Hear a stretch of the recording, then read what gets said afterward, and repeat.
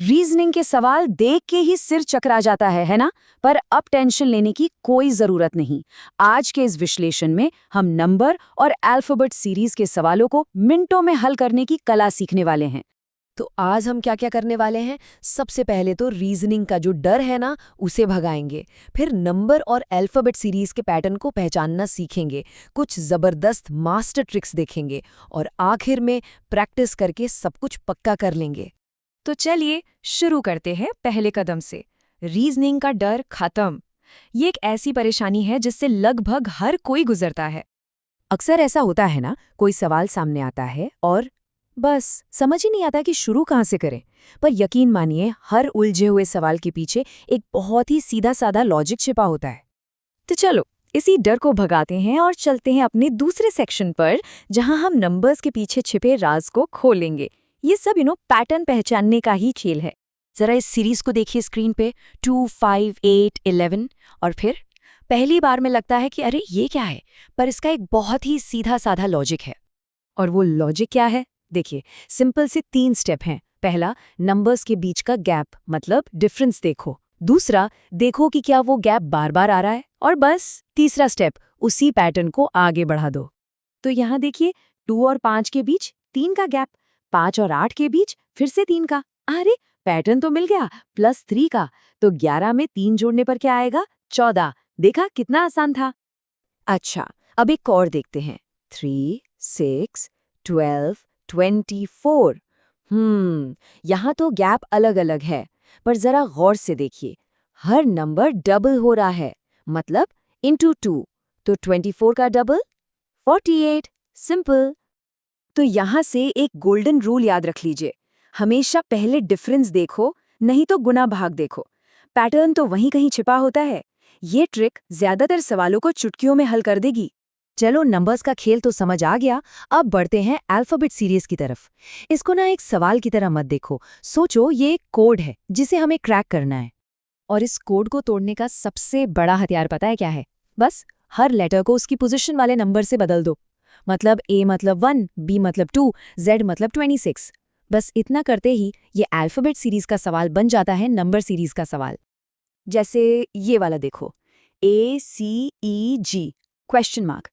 अब इनको नंबर्स में बदलते हैं। A हो गया 1, C हो गया 3, E हो गया 5, G हो गया 7। अब तो पैटर्न बिल्कुल साफ दिख रहा है ना? +2 का पैटर्न है, तो अगला नंबर होगा 9 और 9वां अक्षर कौन सा होता है? I। हो गया सॉल्व। तो सबसे जरूरी बात, अल्फाबेट सीरीज दिखे तो उसे नंबर में बदलकर ही सोचो। आधे से ज्यादा काम तो वहीं हो जाएगा। ये सबसे असरदार तरीका है। ठीक है, तो अब तक हमने दोनों तरह की सीरीज को समझ लिया है। अब इन सभी ट्रिक्स को एक जगह इकट्ठा करते हैं, एक मास्टर टूल किट बनाते हैं जो एग्जाम में बहुत काम आने वाली है। तो ये रहा मास्टर टूल किट। पहला, डिफरेंस चेक करो। दूसरा, ऑड इवन का पैटर्न देखो। तीसरा, गुणा या स्क्वायर का पैटर्न ढूंढो। और सबसे जरूरी, जल्दबाजी में तुक्का कभी मत मारो। वाह, थ्योरी तो बहुत हो गई। अब देखते हैं कि सीखा कितना। अब है प्रैक्टिस का टाइम। अब आपकी बारी है। तैयार हैं? तो ये रहा पहला सवाल। 4, 8, 16, 32। अगला क्या? लगाइए दिमाग, चाहे तो पॉज करके सोच सकते हैं।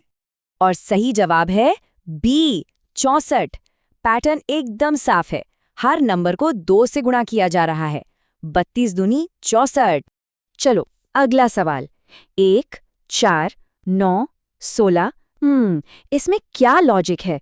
जरा सोचिए। सही जवाब है सी, 25। ये तो स्क्वायर्स हैं। 1 का स्क्वायर, 2 का स्क्वायर, 3 का, 4 का, तो अगला होगा 5 का स्क्वायर, यानी 25। बहुत बढ़िया। अब एक अल्फाबेट वाला सवाल। A, D, G, J question mark. याद है ना वो मास्टर ट्रिक? बस लेटर्स को नंबर में बदल डालो। और इसका सही जवाब है B, M। कैसे? A मतलब 1, D मतलब 4, G मतलब 7, J मतलब 10। पैटर्न है +3 का, तो 10 के बाद आएगा 13 और 13वां लेटर होता है M। ये रहा आखिरी प्रैक्टिस सवाल, और ये थोड़ा ट्रिकी है। Z, X, V, T question mark. यहाँ क्या हो रहा है? सही जवाब है A, R। इस बार हम आगे नहीं पीछे जा रहे हैं। हर बार 2 लेटर पीछे। Z से 2 पहले X, X से 2 पहले V, तो T से 2 लेटर पहले क्या आएगा? R। क्या बात है!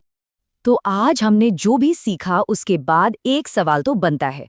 जो समस्याएं पहले अनसॉल्वेबल लगती थीं, अब इन ट्रिक्स के बाद क्या वो सिर्फ सिंपल पैटर्न नहीं रह गई हैं जिन्हें बस ढूंढने की देर है? इस पर सोचिएगा जरूर।